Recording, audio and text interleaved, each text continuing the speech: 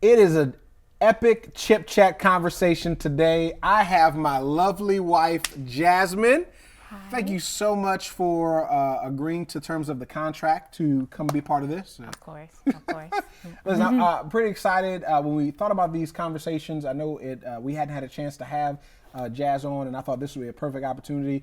We're going to be having a conversation today, just our background, just kind of, you'll hear about kind of how we met, but really just our journeys and things we've learned along the way. And now being parents, it's one thing to walk through this season of life and just being a child yourself and what your parents are pouring into you, but now we are parents pouring into our kids and helping to navigate these waters. So I'm excited to have my wife Jasmine with me. Jasmine, how are you? I'm good.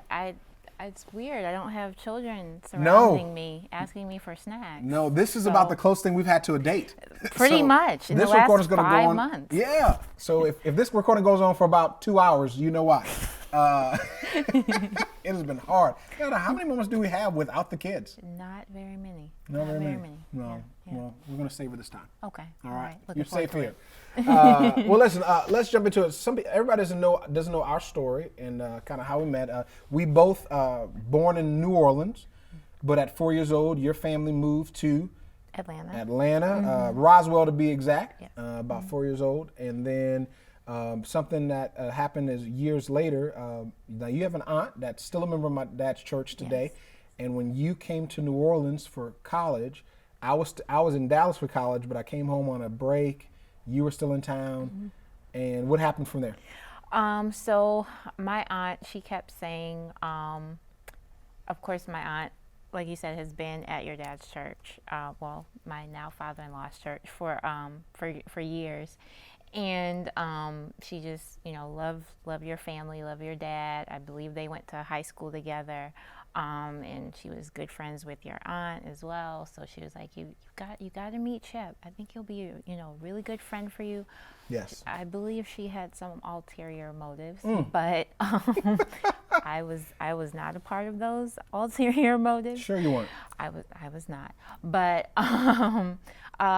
so she introduced us to each other, and we met and became friends, and kept in touch through college. And most people don't understand that when we first met each other, I mean, we were cool, but it wasn't sparks flying. But it was later. I graduated college 2006. You graduated 2007, May of that year. Ended up going to graduate school in Fort Worth, Texas. I was in Dallas at the time.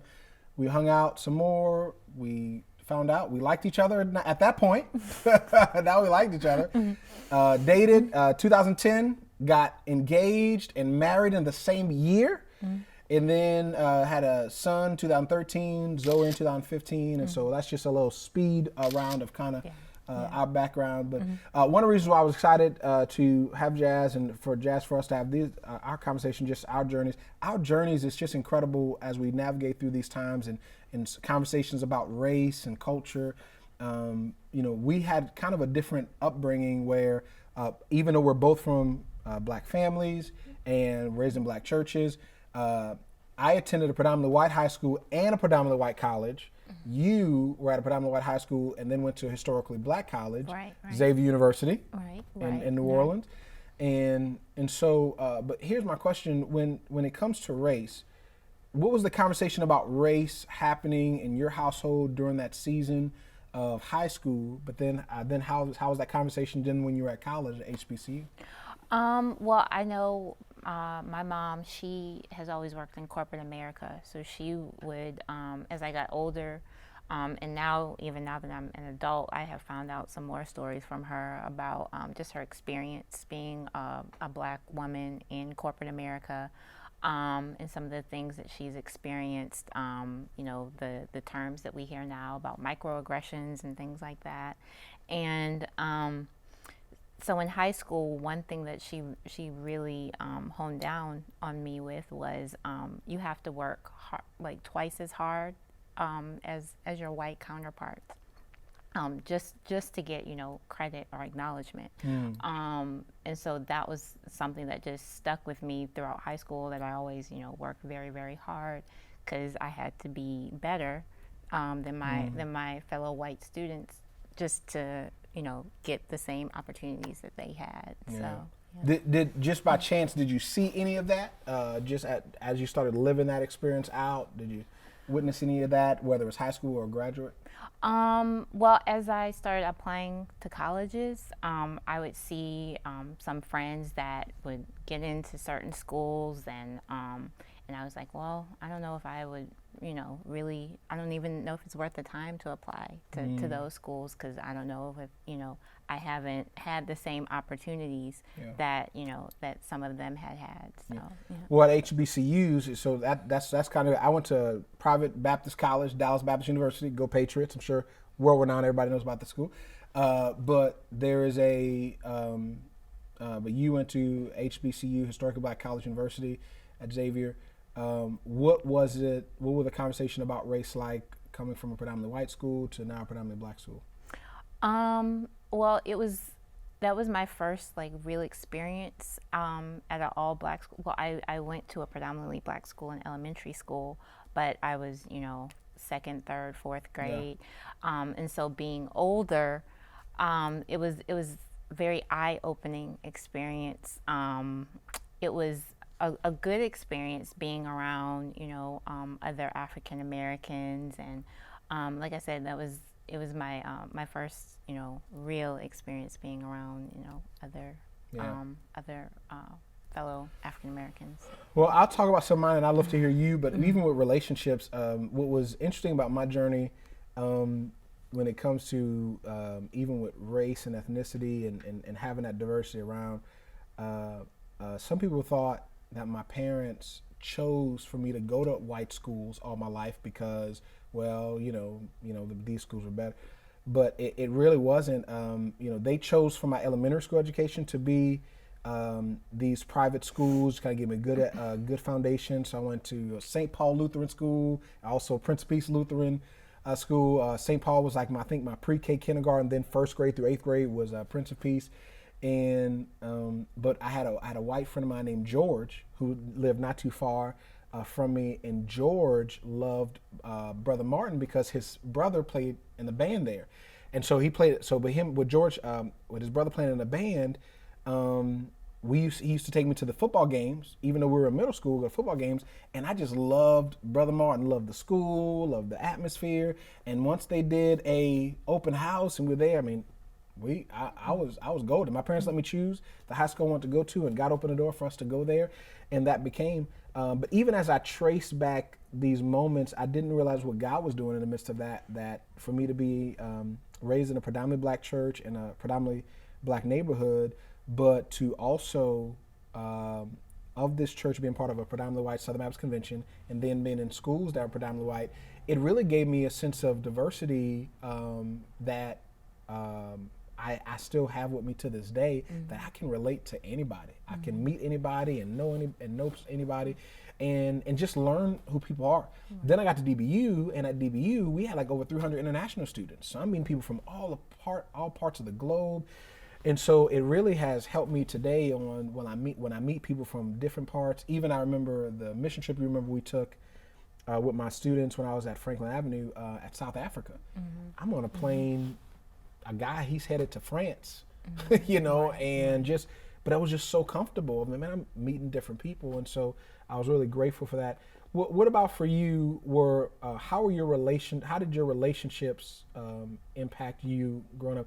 Even though you went to these schools that were of different ethnicities, did you end up building relationships with people outside of your race, and what was that like? Yeah, like when you were saying about how you can relate to people of all different races, my last 2 years of high school, I went to the most diverse school that I've ever been to. It was called Sulphur Springs High School, and it was one of the schools where they bussed in kids from all over the city. It was a magnet school, and I forgot what they used to call us, my little group at lunch, but it was the most diverse group. Probably like the United Nations or something. Right, of friends.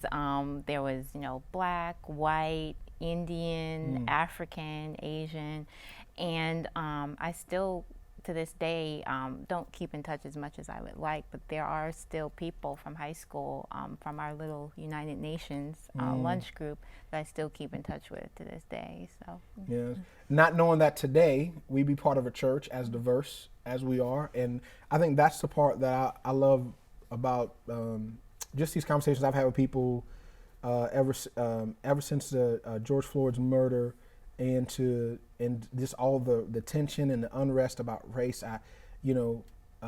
It's just been an amazing thing to just hear people's stories, and there's no assumption or judgment. It's just to hear, hey, what have you gone through? And I think the challenge we have had is that people jump to conclusions, and if you haven't had the kind of diversity like mine and yours, you jump to conclusions with things, but really I've always just enjoyed getting to know the people, who they are. I don't want to make any generalizations. I don't want to say everybody's this way. I think by me knowing individuals, and especially that's our Christianity too, we love people like Christ loves us. And but now we're parents. Right. And so it's one thing for us to experience this and live this out, but now we're parents. Right. I know my parents, I never remember a moment of sitting with my mom and dad and be like, okay, hey, we got to have a talk with you. We got to talk about this, talk about that. I think our foundation was always in Christ, and we loved people like Christ loved people. Now, of course, there were conversations happening around me as just family, all those kind of things happen. But were there any moments outside of I know you talked to your mom about corporate America, were there any other times when just, was there a deliberate conversation about race? And then what do you think about now as a mom with raising our kids? Well, yeah, similar to you, we never really had a sit down conversation, similar to what you said about race. It was just something that just was always, my mom brought up stories about her experience in corporate America, and then in elementary school when I went to the predominantly black school, we would talk about the things that I would be learning there. That was the first time I learned about Kwanzaa and how they celebrate Kwanzaa, and we would do a Kwanzaa program every year. And so one of my my two best friends growing up, they lived down the street from us, and every year we would do a Martin Luther King Day celebration at their house, and we would watch the I Have a Dream movie. Wow. And we did that from elementary, I think, through high school probably. Every MLK Day you watch the same Have a Dream? Yes. Every MLK Day you watch we didn't change, it's the same one. Yes. Wow. Yes. Man. We did that for years. Wow. Wow. Well, and I think from my growing up, it was more in the context of the church environment. I still remember hearing stories of my dad. Sometimes he'd be preaching at churches, and he was not only the first black preacher at that church, but the first black person to go in and worship in there. And so, of course, we had some conversations along those lines. Even in doing ministry, the difference of it was more common to see churches that of a white pastor that had black members than black pastor with white members, and just talking about those things. And it was never directed as, here's the reason why and all that, but it was just kind of observations and just even the hope of it would be a great day when these barriers aren't there, and it's more, and every church is diverse, every church is mixed. Now, there's some churches that have the barriers and challenges of their context. If you have a predominantly, like my dad's church, predominantly African-American context, of a neighborhood, so it was a predominantly African-American church, but that's usually how it came up, more in the ministry context. And I thought it was a great thing to watch my dad be able to go in any church, any environment, black, white, that he could preach the gospel and God do great things. And so I think I took that in my own life, that, man, the gospel can be shared everywhere, and the gospel breaks down all these barriers and dividing walls. Well, I know, we were right before the pandemic and then all the unrest when it comes to protesting and everything that's happened in our culture. We were really trying to talk about kids about, hey, what's the right time to talk about sex and all this. And then this happened. So, man, how do we talk about race? Right. And of course we don't do that at the same time. Right. We want to want to do one or the other. But I think it's been important to as we've been able to filter these things with other adults we know and other parents, are there things that you're thinking through now of that we should, how we would do it and how we sit down? Are we doing like as we go, or what do you think? Well, I like, as you know, I've been talking to like other older, more experienced parents whose kids are older, and just about how they've brought up the conversation with their kids, and just gained some wisdom and perspective from that. And I know one thing that we did early on, Sesame Street put out I remember that, yeah. a CNN town hall. They did one for coronavirus, and then they did one about race. And so we watched that and kind of had some discussion about that. And this year, because both our kids will be home, not homeschooling, but virtual school. Virtual, baby. So we'll get to have some more conversations, some more intentional conversations with them. And Drew was part of a camp. Yes. That one of his projects, he had to do a PowerPoint. Yes. On Black History, right? Right. Yes. This summer he participated in a virtual camp, and they did reading, they did math, but one of the culminating experiences was that they had to do a Black History project, and that was great. Yeah. That was great. Yeah, like I said, I'm looking forward to it, and I really believe God will give us wisdom on, best approach and everything. I think sometimes with kids, if you make something such a big deal, you're kind of concerned with how they're filtering, how they're processing it.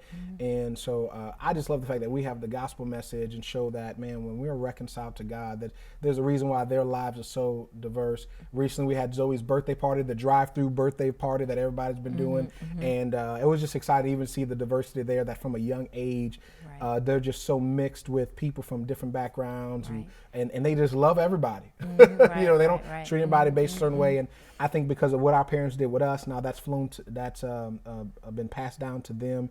And I think that's probably the best thing that we can do is continue to be founded in Christ and pass that on. But what about social media? I recently had my friend Stephen Clarke on a Chip Chat conversation about how believers are on social media. You are, in our household, you are the guru there. Yes, I wouldn't call myself Jazz, the guru. you are the guru. Okay. You could start your own blog. I'm telling you, America, she could. It's coming. It's coming. The experiences you have with the kids and you post them, it's hilarious. And so, but I know for you, there was a struggle as this happened, especially after George Floyd and Ahmaud Arbery and Breonna Taylor, and these situations have happened. It's one thing from seeing what people just out there and CNN land, Fox News, MSNBC, and all the commentary. But it's another thing when you're connected to people on Facebook and what's posted. So how you've been able to navigate through that, and what's maybe just some perspective you can give those watching this? Yeah, it's been a challenge watching people that or that you thought you knew, and the things that they post, because when you post something, it's like you're supporting that. So so watching and seeing some of the things that people have posted, it's been like I said, it's been challenging. Yeah. It's been challenging, but but on the other side of that, it has been encouraging as well, because conversations have come out. I've had friends that have private messaged me or texted me and asked for my perspective on things, or one of my friends, she sent me a video of someone that was speaking about what was going on and just getting my perspective on that. So I think there's so much wisdom we just have to use, and I think that I'm learning that in real time myself. It's one thing to navigate this space and just being a church member, but leading a church is different. Matter of fact, I still remember Stephen, and I remember we talked because there were conversations we were having about what we post, and I just remember just thinking to myself, we represent the kingdom of God, but we also represent Idlewild, and we don't want to put our staff members, our leaders, in an awkward situation, and and so but for me to have to process through all that, You know, it's one thing just to be, hey, if I'm just a believer and I'm just a member of a church, I get, oh yeah, I'm gonna put my, but being a leader of the church, Right. and that I'm leading people, just the process is different, and so there's just been so much wisdom I've had to lean on. I remember calling other pastors during this time to say, hey, you know, when I take the pulpit, when I go to the pulpit on this coming Sunday, what should I say? I mean, here's what I'm thinking. Here's my opinions. What do you think? And just to have just wise pastors in my life to say, Chip, I hear that. Hey, here's what I would recommend you do. Do this, do that. And I think if more people had that kind of process. You know, nobody's going to take away your opinion. Your opinion's your opinion. You feel what you feel. You think what you think. Right. But I think there are certain moments we gotta remember. It is a platform, and I'm glad to hear that people have private messaged you. I've had in a similar sense people private message me, and I think things are always much better over a phone call, a video call. Yeah. Rather than just through a social media exchange. Right. But that's been something. Well, and also I got the opportunity to write for our Lutz campus. Yeah, it's true.